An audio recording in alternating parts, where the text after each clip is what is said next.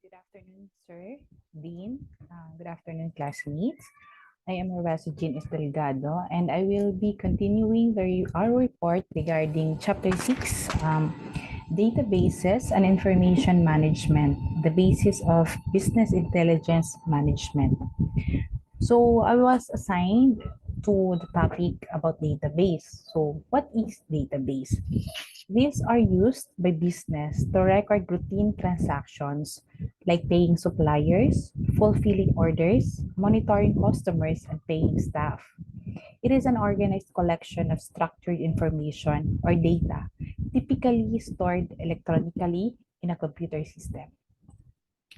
In big database, makikita po natin merong instances na magkakaroon siya ng big data. So what is big data? It is the term used to describe these databases with high volumes and are beyond the ability of typical DBMS to capture, store, and analyze. So yung database po, let's say an example. Meron sa isang kwarto natin, meron tayong tatlong cabinet. Yung cabinet natin is for clothes na pang-alis, clothes na pang-bahay, and yung iba is andun yung mga shoes and the bags. So yung database is an example na organized siya. Siya yung nag-o-organize na nakalagay sa iba't ibang cabinet. Yung mga gamit natin is organized sa iba't ibang cabinet. For example naman, yung mga sa offices, merong cabinet for the HR records, merong cabinet for the sales records, merong cabinet for the accounting records. Yung database is organized siya na mga gamit natin in a computer system. So we have another example. Sa database example tayo sa mga online sellers. Sa online sellers, online selling, magkakaroon tayo ng tatlong data. Customer data, the products data, and the orders data. Yung customer data, under niya is customer ID, the name, the address, the email address, and contact number. Makukuha natin yung data na to upon the registration nila sa application. Kunyari sa Shopee. Sa Shopee app, bago tayo makakuha ng maka-order or maka-check out ng product, kailangan natin mag-register sa kanilang application. So, kailangan natin maglagay yung name, address, email address, and contact number. Tayo sa atin to tayo mag-feed nito. Yung customer ID is gagawa si Shopee app mismo ng unique key identificator or identifier, na sa iyo lang yun. Sa iyo lang yung customer ID na yon. The next is the products. Yung product, makikita natin dito yung product ID. Ang type, color, size, or prices. Ito yung mga product, ito yung mga items na binibenta sa Shopee. Ito yung isa-check out natin. Orders. Yung orders, makikita natin dito yung customer ID, order ID, product ID, and shipping address and quantity price. So, kunyari, bibili tayo sa apparel, bibili tayo ng isang t-shirt. So, sa Shopee, pag nag-login tayo sa account natin, didiretso tayo sa isang merchant. Kunyari sa bench product, bibili tayo doon ng shorts or t-shirt. So, sa product, doon tayo mag-add to cart. Pipiliin natin doon yung color or size ng bibili nating apparel. Tapos, pag nag-order tayo, isiset na natin yung ilang quantity yung ilalagay natin na bibilhin, tapos mag-automatic compute na siya. So, yung database is magkakaibang table siya. Magkakaiba siya, sa customer product and orders, magkakaiba yung pagkukuhaan niya ng data. But at the end of the day, nakalink yung mga data na yon and it will produce a product. After nun yung mga online seller ni Shopee, makakapag-create sila, makakapag-process sila ng finished order at yun na yung mas naging madali yung buhay sa database. Pag may database na siya, kasi nakalink na siya lahat. So, hindi na mahihirapan yung mga online sellers or merchants na kung paano i-identify yung mga product na in-order ng customers nila. So, we have the data warehouse.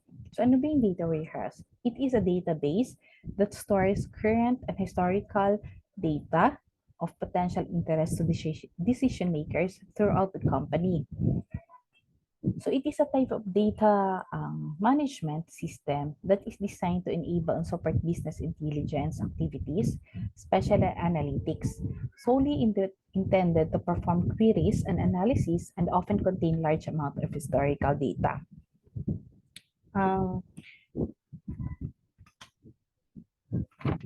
sa What is the data warehouse? So, yung data warehouse have features like subject-oriented, integrated, time-variant, non-volatile, and summarized. Edit na lang to summarize. The advantages of data warehouse. Improve data consistency. Better business decisions, easier access to enterprise, data for end users, better documentation of data, reduce computer cost and high productivity, enabling end users to ask ad hoc queries or reports without deterring the performance of operational systems, collections of related data from various sources in a place.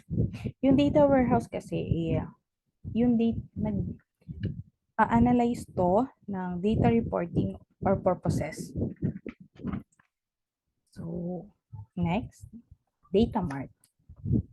Data mart is a subset of a data warehouse in which summarized or highly focused portion of the organization's data is placed in a separate database for a specific population of users. So we have the advantages of data mart: simplified data access, fast insight, decentralized system, limited access, and reduced cost. Yung basically,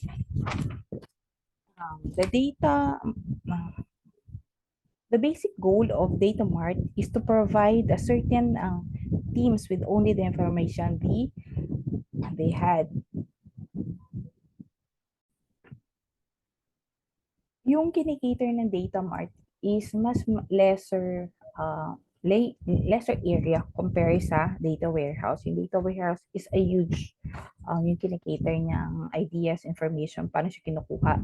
Yung data mart, specific lang, kunyari, yung accounting department, kailangan niya na accounting records. Yun lang yung kukunin ng data mart. Yung data warehouse, kasama niya yung accounting records, HR records, sales record, procurement records, lahat ng records is nasa data warehouse. Yung data mart, specific lang yung kukunin ng data based lang sa kailangan ng department or client. So we have the comparison of data warehouse and data mart. Sa data mart, yung focus na lang, yun nga, is a single subject or functional organization area. Yung sa data warehouse, kabuuan, enterprise-wide repository, disparate data source. Yung data source ng data mart, few sources lang siya, linked to one line of the business. Yung data warehouse, many external and internal sources from different areas of an organization. Yung sa data mart, maliit lang yung size na kailangan natin. Sa data warehouse, 100 gigabyte minimum but often in the range of terabytes or large organizations. Sa normalization ng data mart, no preference between normalized and denormalized structure. Sa data warehouse, isa modern warehouses are mostly normalized for quicker data querying and read performance. Decision types sa data mart, tactical decisions pertaining to a particular business lines and ways of doing things. Sa data warehouse, strategic decisions that can affect the entire enterprise. So, yun, parang mas malawak yung nakakover ng data warehouse. Hadoop. It is used by the organizations to handle massive amounts of both structured and unstructured data, as well as semi-structured. It is an open source software framework managed by the Apache Software Foundation that enables distributed parallel processing of huge amounts of data across inexpensive computers. It breaks a big data problem down into sub-problems, distributes them among up to thousands of inexpensive computer processing nodes, and then combine the results into a smaller data set that is easier to analyze. Yung Hadoop is a framework to process big data. It uses distributed file system, also known as Hadoop Distributed File System, HDFS. Kunyari, yung huge file, i-breakdown niya ito sa smaller chunks. So, I'll give this example. Kunyari may 300 MB tayo na file. Yung Hadoop is, i-breakdown niya yung 300 MB file, kunyari ito, so 100 MB, tatlong 100 MB, in a smaller chunks, as stored in various machines. So, magkakaibang machine or magkakaibang file sa isa-stored ulit. And when you break down the file, you also make copies of which goes to different nodes. Pag sinor niya siya ito, magkakaroon ulit siya ng, nagsusstore siya sa iba-ibang file din. Yung purpose nito is, kunyari, same lang to, yung file na dito, A, pupunta din siya sa isang file ng A dito, para madami siya napupuntahan. In order na, kunyari, magkaroon ng error, yung isang set, ito, yung sa gitna na set, meron siyang backup. Meron siyang backup na sa set 1, tapos sa set 3, andun pa din siya, hindi siya mawawala. So, this way, it distributed way and sure that even one kunya, yun nga, pag may mali dong isa, mawala or mag-error, mag-mistake, or ano tawag doon, can say, pag na-corrupt yung file, is meron pa rin backup. We have MapReduced. Kunyari, ito naman. Si task A, i-breakdown din siya sa isang malaking task lang siya. I-distribute siya sa smaller tasks, sa task B, C, and D. Instead, so nangyayari nito, instead isang machine lang yung gagawa sa task A, para distribute nila sa B at C at D yung task, magkakaroon ng tatlong machine na yung nagtatrabaho sa isang trabaho lang dapat. So, taking each task and making it easy and eventually we will compute in the parallel pattern and produce results. So, same lang yung itatrabaho niya. Yung B, C, at D, same lang itatrabaho niya as parallel, sabay-sabay din natatrabahuhin yun para makapag-create siya ng results para sa task A. So what is in-memory computing? It is another way of facilitating big data analysis. It relies primarily on computers' main memory or RAM for data storage. So what is analytical platforms? Are used in order to analyze enormous data sets, commercial database. It's also analytical platforms are specifically designed for query processing and analytics. So andito yung components of data warehouse. Galing siya yung mga, ito yung galing sources. Galing sources, tapos mapupunta siya sa data warehouse. Yung data warehouse, pwede siya pumunta sa data mart. Yung data mart, kukunin lang ng specific na agency, casual users, kung ano lang yung kailangan niya. Or pwede rin yung casual users na to, dumirekta na sa data warehouse. Ganun po yung flow ng data warehouse. What is ang OLAP naman? Online Analytical Processing. It supports multi-dimensional data analysis, enabling users to view the same data in different ways using multiple dimensions. So yung OLAP allows managers or data analysts to have insights in the information or for the fast and consistent as well as the direct to the access to the information, magkakaroon siya ng access information. Yung mga analyst, sila kasing gumagawa ng strategy. Types of OLAP, relational OLAP or OLAP, multidimensional OLAP, hybrid OLAP, or specialized SQL servers. What is data mining? It provides insights into corporate data that cannot be obtained with OLAP by finding hidden patterns, a relationship in large databases, and interfering rules from them to predict future behavior. The patterns and rules are used to guide decision-making and forecast the effect of those decisions. So we have the types of data obtained from data mining. Associations, they are occurrence linked to a single event. Sequences, events are linked over time. Classification recognizes patterns that describes the group to which an item belongs by examining existing items that have been classified and by interfering a set of rules. Clustering works in a manner similar to classification when no groups have been defined. The last one is forecasting. It uses a series of existing values to forecast what others' values will be. Next. So we have a figure of multi-dimensional data model. What is text mining? These tools are able to extract key elements from unstructured big data sets, discover patterns and relationships, and summarize the information. What is sentiment analysis? As a text mining pala, it is used to help us for our specific research question. Yung text mining, siya yung magnanarrow nung mga possible source, hindi, magnanarrow ng kailangan natin. Kunyari, maghanap tayo, saan yung may volcano. So, siya, pag text mining, didiretso niya tayo doon. Kasi yun lang yung hinahanap natin. Sentiment analysis. It is a software can mine text comments in an email message, blog, social media conversation, or survey form to detect favorable and unfavorable opinions about specific subjects.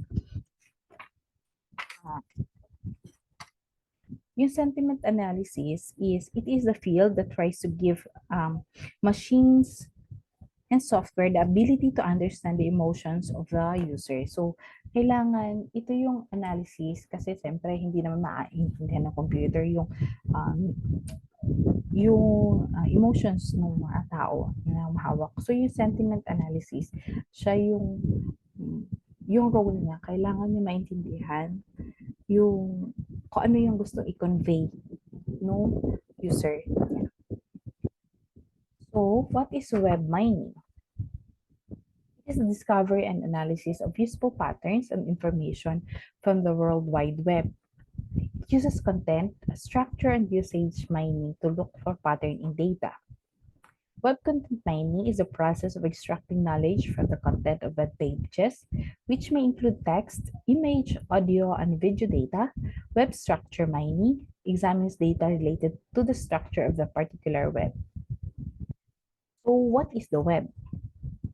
It is another source of unstructured big data for revealing patterns, trends, and insights into customer behavior.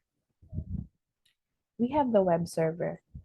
The ends data request to software that converts HTML command into SQL so the commands can be handled by the DBMS, working with a database because many back-end databases cannot interpret commands written in HTML. The DBMS is located in a specific machine called data server in a client's server setup. So our web is not the internet. Since laging baka merong mga misconception na yung internet, yun na yung web. Yung internet is the way the computer connects to each other in order to share information. The most common use of this is to access the World Wide Web. To think as the web as a bunch of skyscraper or buildings, each represent a web server.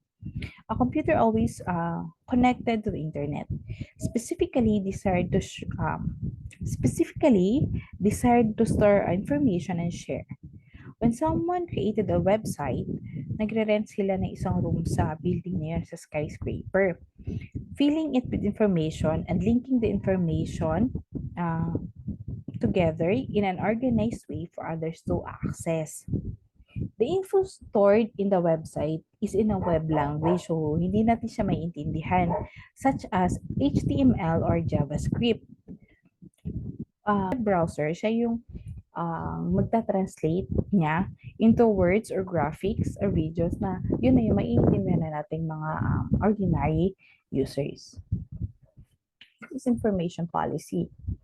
It specifies the organization's rules for sharing, disseminating, acquiring, standardizing, classifying, and inventorying information. Information policy lays out specific procedures and accountabilities, identifying which users and organization units can share information, where information can be distributed, and who's responsible for updating them and maintaining the information. Under ng information security policy is the data administration. They are responsible for the specific policies and procedures through which data can be managed as an organizational resource. These responsibilities include developing information policy, planning of data, overseeing logical database design, and data dictionary development, and monitoring how information systems, specialists, and end user group use data. The next is data governance.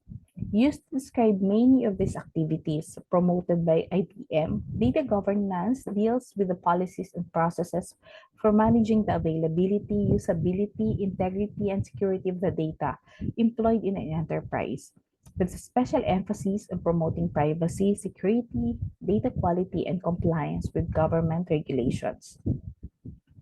Data administration. It performs the function of responsible for defining and organizing the structure and content of the database and maintaining the database.